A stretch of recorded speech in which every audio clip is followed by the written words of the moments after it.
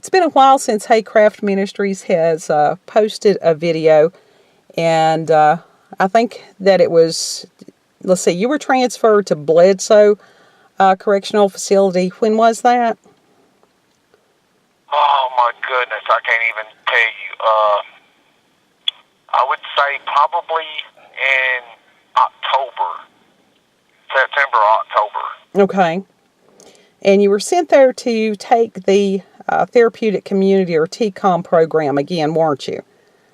Yes. And that was because you were unfairly dismissed from the program, and that was at Morgan County Correctional Facility, right? Yes. And it was after that you spent, was it a year that you spent in protective custody, which is basically, it's not really solitary confinement because that you had a cellie, but it's the same restrictions as solitary, isn't it? Yes. 23 hours lockdown a day and then 1 hour rec. Yeah. And I know that was a real hardship for you, and, you know, with already having pre-existing mental health conditions, that didn't help any, did it? No. Can you tell me? Anything that had me like on the edge to snap off or act out. Right. But now you did really, really well with the experience, even when they had placed you in the cell with the gentleman who we strongly suspect of being schizophrenic. He had lots of symptoms of schizophrenia. Yes. And, yeah, it's been an interesting ride, hasn't it? Yes, it has. Tell us a little bit about Bledsoe, the difference between some of the other facilities that you have been at. You've been in how many different facilities since you've been incarcerated? I think, well, when I first got incarcerated, I was at the jail in Dyer County, and then they sent me from there to here at Bledsoe on Site 1. Oh, now you went to Sullivan County, too. Huh? You went from Dyer County to Sullivan County, back to Dyer County. Yeah. And then they sent you to Bledsoe. And then from there, I went to Bledsoe Correctional Complex, and I was on Site 1, which is pretty much classification, SEG, and stuff like that. They had sent me to Trousdale, which was a horrible experience because they did not know how to run that facility at all. They was not prepared to open that facility when they did. They still had construction going on in other buildings, units, as buses was coming in full of inmates. Of course, we got locked down. The nurses refused to give me my meds. You had called Nashville. A guy had gotten me sent from there to Northeast. While at Northeast, I was doing really well. I made it to the annex there at Northeast. Was going out in the community, Mountain City. I'm working, doing really well still, and the parole board come and see me. I had a letter of recommendation from the district attorney general that gave me my time, asking the parole board to please release me. Instead of them releasing me, the parole board put me off for 18 months, told me to take therapeutic community. So they transferred me from there to Morgan County. Get to Morgan County, they had placed me in the Triangle, which was the worst spot you could possibly be at. The officers would whoop inmates. They would disrespect inmates. They would do all sorts of things to them. And then I spent 2 months over there in the Triangle. Then they sent me to the compound to Unit 8. That's when I went into the therapeutic community. Spent 8.5 months in the program. Only like 2 weeks before graduating, I went out of place. And instead of them charging me without a place, they hit me with a Class A, breaking a cardinal rule, said I refused to participate, which never happened. Why would I refuse to participate with only 2 weeks left? Right, and we had the proof of all this. Huh? And we had proof of all this. Oh, yeah, definitely. Just like the behavioral health administrator, Amanda Hines, had written me a letter from Horizon Headline from Horizon saying that they had did an investigation on it and found that I was out of place. So that should have been legitimate enough to have it thrown out. But when they convicted me of it, I appealed it all the way to the warden. He stuck me with it, kept me charged as found, and then I appealed that to the commissioner. And the commissioner even came back and said I was guilty of refusing to participate. Within a couple of days, so there's no way that he could have reviewed the actual evidence, was there? No way. There's no possible way.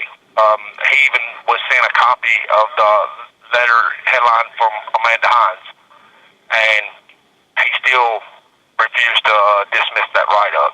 Right. So they kicked me out. Upon being kicked out, got in some gang members come in there and wanted me to pay them protection, and I was like, no, I'm not. So they sent me from there to Unit 1, protective custody, and then I stayed there for about 9 or 10 months, and then they transferred me from there.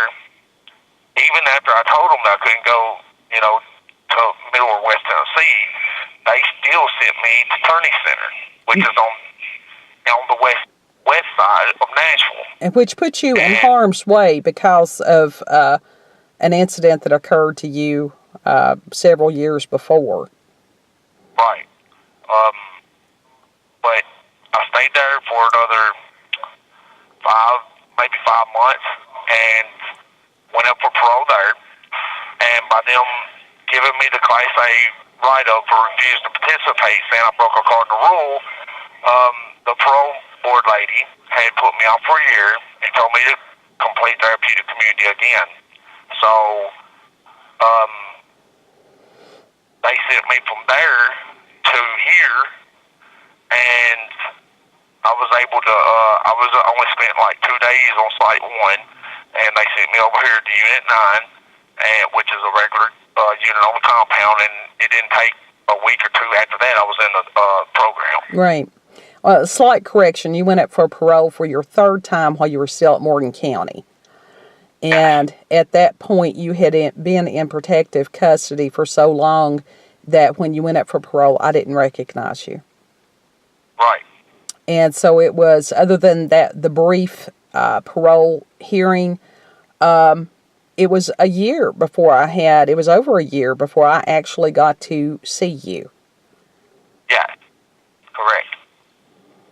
And because of the distance and everything like that, because you're, over 4 hours away from me, and, the car and everything else, because the car that's what that high-pitched beep is occasionally. We still don't know what that is wrong with the car that's doing that. But I will say that at Bledsoe, that has been the best experience that I have had. As far as a family member going in for visitation, they didn't treat us like second-class citizens.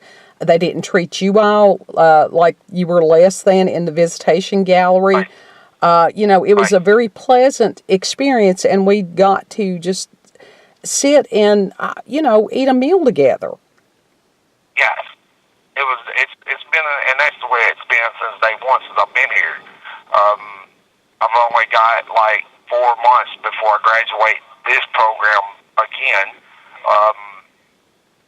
I go back up in April for parole, and I'll know then whether I'm coming home this year or expiring my sentence next year. Right. This will be the 4th time that you have gone up for parole.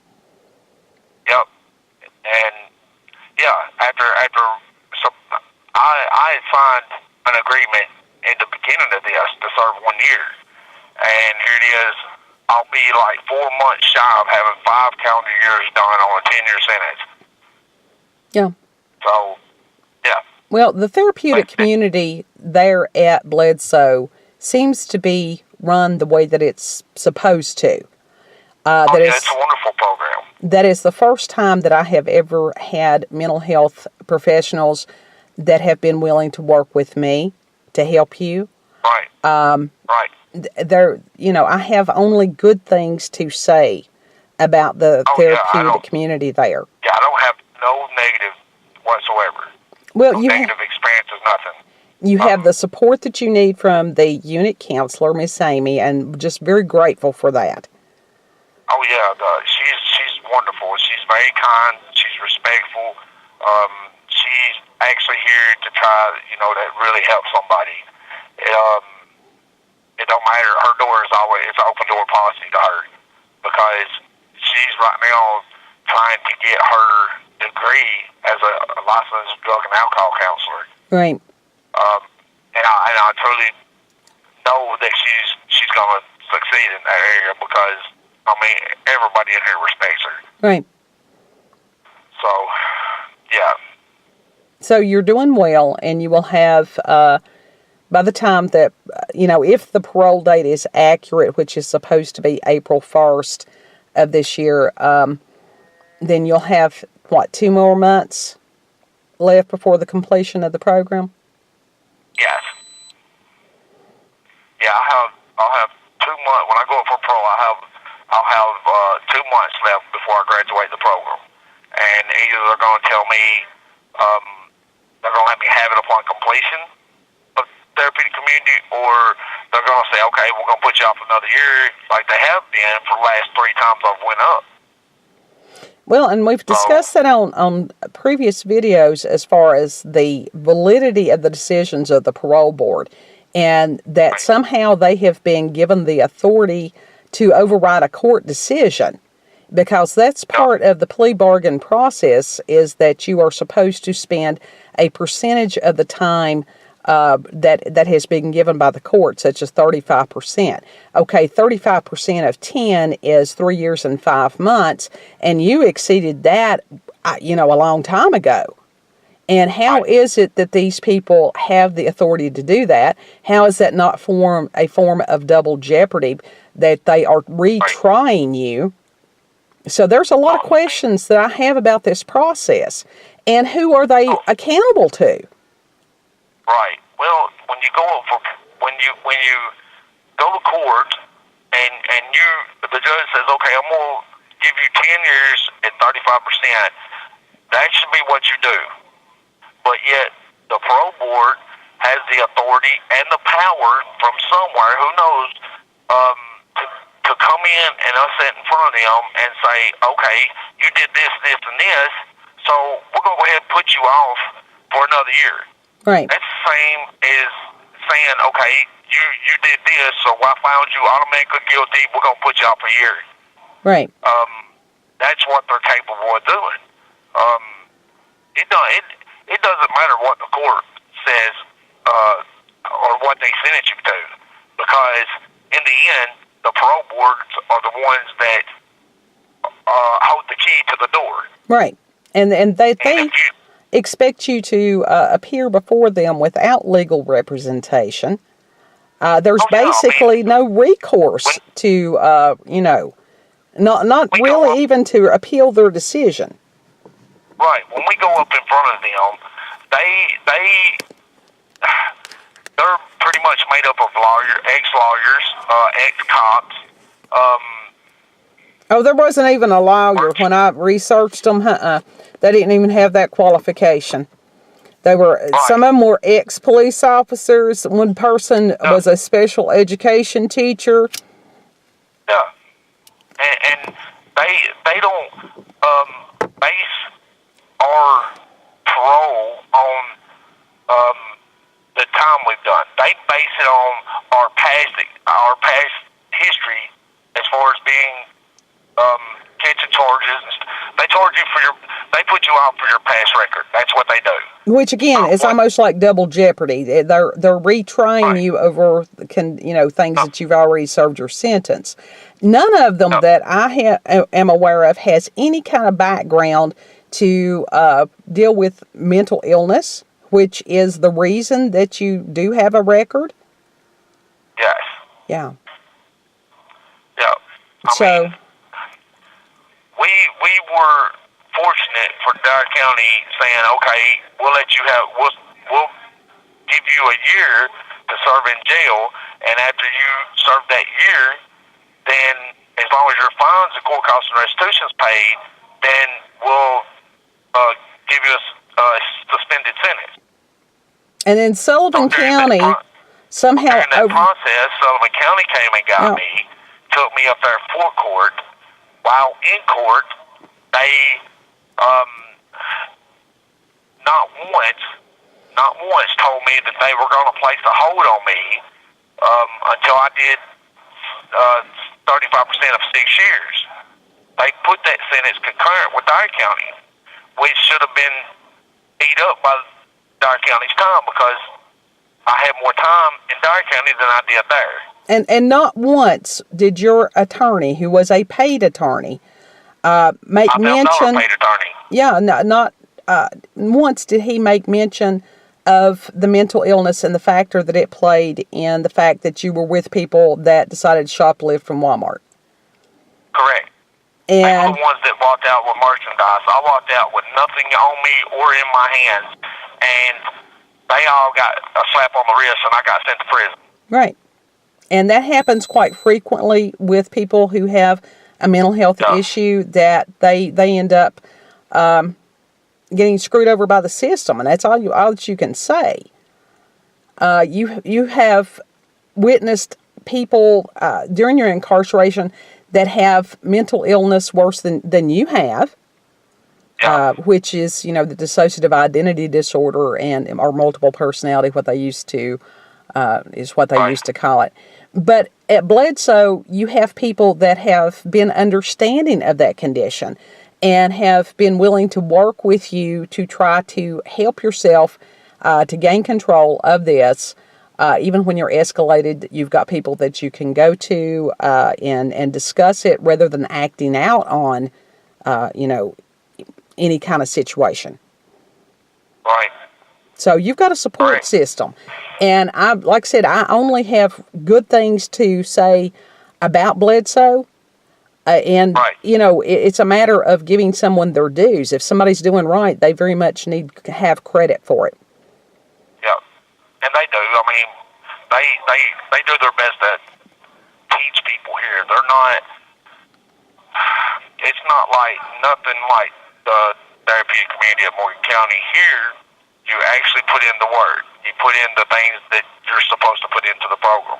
Right. So, yeah. What things have you learned about yourself while you have been in TCOM at Bledsoe?